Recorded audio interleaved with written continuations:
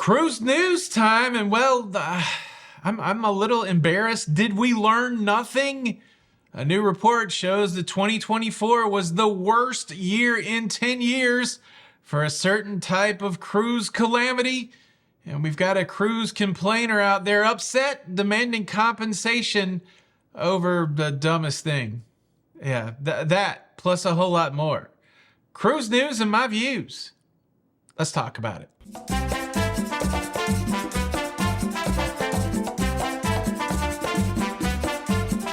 Hey, what's up, everybody? Welcome to Lido, Loca.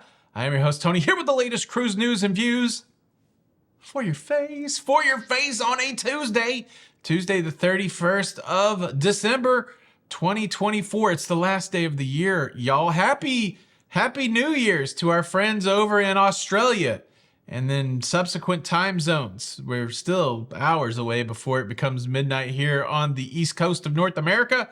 But for some people, they live already in the future. The future. Like I said, we got some embarrassing cruise news stories today. Let's start with this one. 16 is the number of norovirus outbreaks, official norovirus outbreaks on cruise ships in 2024, as cataloged and chronicled and reported by the Center for Disease Control, the CDC.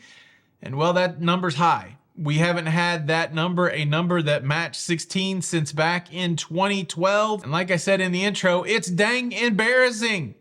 Did we not learn anything during the shutdown? It's kind of funny. The article I was reading was like, norovirus cases plummeted during the shutdown. You think? Nobody was on cruise ships. Do you think? Essentially, what this is saying about us as a cruising community and a cruising culture is we don't wash our freaking hands.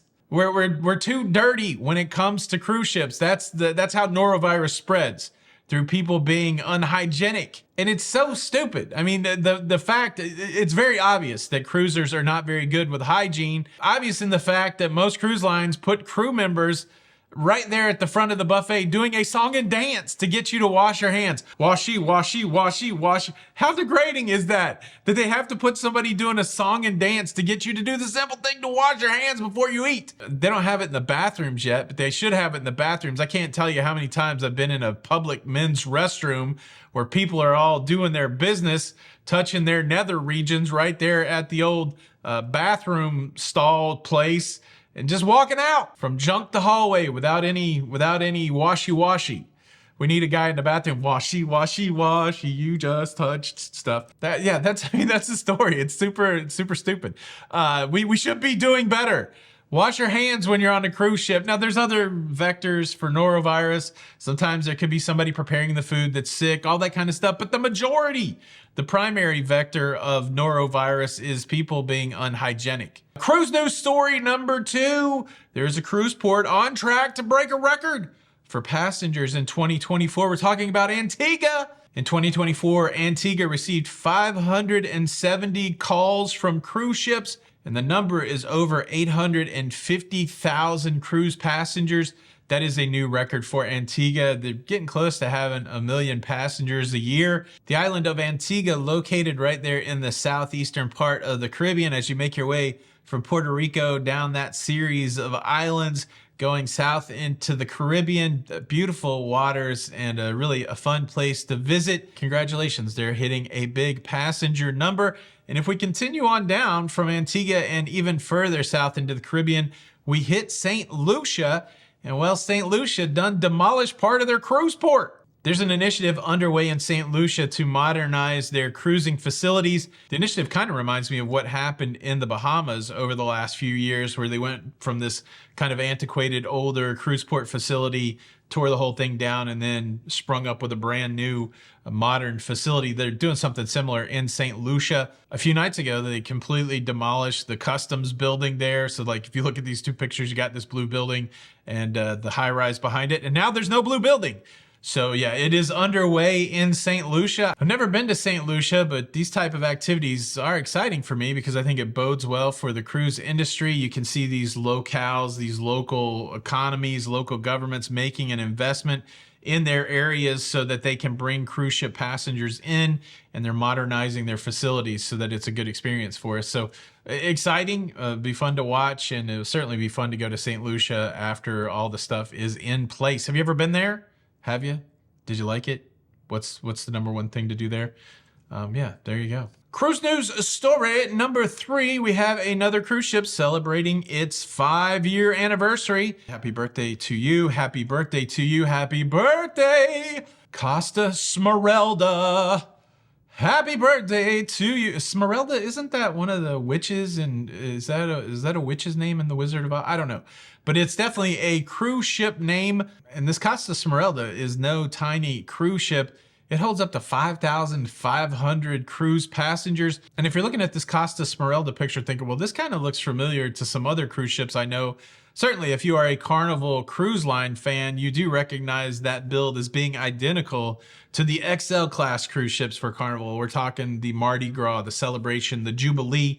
It's the same type cruise ships. It's interesting the way that Carnival Cruise Line has done it. We've seen over the last probably 18 months, we've seen 2 Costa cruise ships get folded into the Carnival Cruise Line fleet with the Carnival Firenze and the Carnival Venezia. Those were Costa cruise ships, and now they're Carnival cruise ships, but they're also very similar to other Carnival cruise ships. So it's a neat kind of synergy that somebody's big brain in it over there in Carnival, like, hey, let's build the same ship across multiple brands, and if we have to move them around, it's easy peasy lemon squeezy to do it. But yeah, Costa Smeralda putting in the time, 5 years over there in Costa Cruise Line. Congratulations, happy birthday. How about that? Okay, now I need to tell you about the cruise passenger that we should immediately put on the banned list for a crazy complaint. But before I do that, let's do a couple things. First, let me invite you to subscribe. If you like staying up to date with everything going on, it's the last one for the year. Join in. Everybody get their hands warmed up. Let's do it together. If you like to stay up to date with everything going on in cruising, if old acquaintances be forgot. Wow. It's been a great year. Thank you guys for being here, and I look forward to 2025. We got live shows tonight. We'll talk about it more, but if you want to be a part of the Loca fam, I would really invite you to do so by hitting that subscribe button, notification bell. You won't miss out on any of these shows. Doesn't cost anything, and so much love for the Loca fam. Thanks everybody who has been here. And look, I think I already did the other thing. Live shows tonight, 3 of them. If you're one of our channel members, there is a channel member live show at 7 p.m. You can become a channel member by hitting the join button right below this video. If you're a part of our Patreon community, there is a live show at 8 p.m. You can become a Patreon by going to patreon.com/Lido Loca, or there is the big live show tonight. The big live show tonight, 9 p.m. right here on the YouTube channel. We would love for you guys to come out. Okay, let's talk about this Carnival Cruise complainer who wrote a letter sent a message. Nobody's writing a letter with like a quill and parchment. Sent a message to Carnival brand ambassador John Heald, asking him to reach out to the captain on the Carnival Sunshine and tell him to quit blowing the foghorn.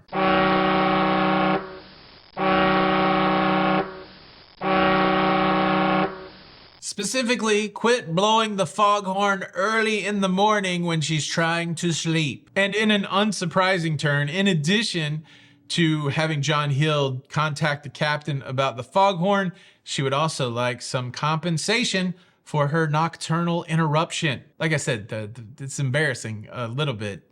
The reason they blow the foghorn, here's the big spoiler.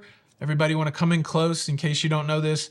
The reason that they blow the foghorn is because it's foggy, and in the fog, cruise ships can't necessarily see each other, and they have to blow the foghorn so that other vessels know that the big ship is making its way through the waters. It's a safety issue. Yeah, sure. Does it suck that the foghorn wakes you up in the early morning? Yes. You know what would be even more distressing than being awakened by a foghorn? Being in a crash, your cruise ship sinking, danger to the whole vessel. I don't know. To me, I feel like if you write into a cruise company asking for compensation over a safety issue, Insta-ban banner.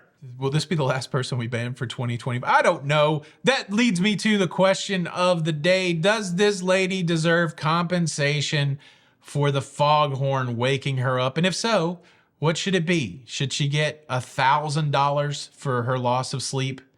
Leave a comment below. Don't forget to complete your muster drill by hitting the like button. This is Tony for Lido, Loca. Until the next time, see you tonight. We'll see you on the Lido. Bye. Cruise News.